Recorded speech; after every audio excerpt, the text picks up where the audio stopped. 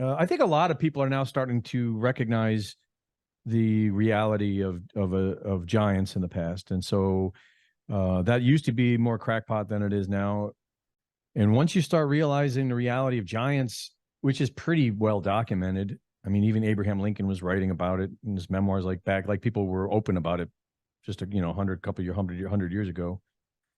Once that seems acceptable, then Titans obviously is in a stretch, and then you look at what they like mountains. The biggest joke in geology class was mountain forming, from what I remember. Like I can see sedimentary layers over time, that kind of makes sense. But then they say mountains are just these things kind of going up like that. That's just, and you look at a mountain and you can just tell by looking at a mountain that doesn't make sense. You would get a pile of rocks if that was the case. I can show some visuals while we're talking without, that'd be great. See right there, there's a perfect example. Now, geology tells you this is like being pushed up from tectonic movement below. It doesn't explain that. Yeah, which is interesting because all around it is flat for the most part. So it just kind of, what did it do? It just jutted upward magically. It's kind of right, kind of an anomaly, if you ask me. But just because you were talking about different kinds of mountainous structures, there's so many anomalous things that when you think about the mainstream narrative, they'll just say this is sedimentary layering. Yeah. So is that. Wow, I haven't seen that one. Now they don't say that's petrified wood. No.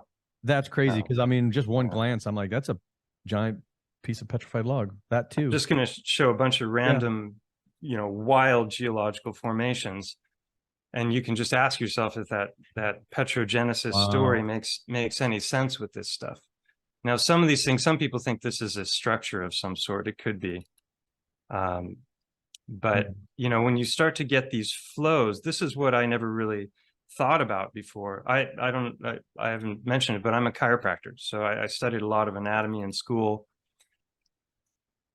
I mean, there's just so many things that are really, really difficult officially, what is that? What's that officially? I have no clue. I don't even know where that is, but that is like the bone that you've showed. That to me, that's a perfect example. Trabecular bone. Yeah.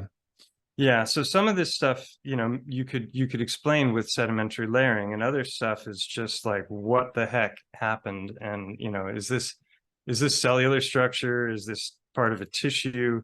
It's, the mainstream narrative to me falls short, because how does sedimentary layering give you concentric circles like this? And given enough time, I'm sure they'll come up with a clever explanation for how this stuff comes about. How does the sedimentary layering explain that? Yeah. So I wanted to show, some of these examples of just really bizarre geology that to me now makes a whole lot more sense if you think of it as biology. And I coined the term BIO-Geology because I felt that mud fossils was, while that could apply to a certain aspect of what was being found, there were a whole bunch of things, especially related to instant petrification, that weren't explained by mud fossil theory. And it was also kind of misleading people about how things could happen, because it wasn't taking that catastrophic instantaneous element into consideration. So I see biogeology as more like it's an ology, and then that divides into a lot of different things, which could be instant petrification, mud fossils, fossilization through mineral water, electric plasma, all of these different things that including soft tissue, like you did mention, and it's out there in your videos. You can see that that is a fact, that you can petrify, living soft tissue. So like what we're looking at here almost looks like some type of cellular fatty something or other. Yeah. Biological for sure. Whereas this looks a whole lot like tree and root structures. Yeah. Yeah,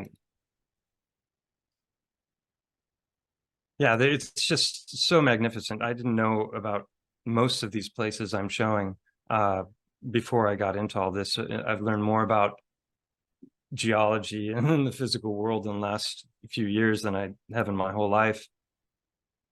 These are called polystrate fossils, which are said to be trees that are upright and you have all these layers.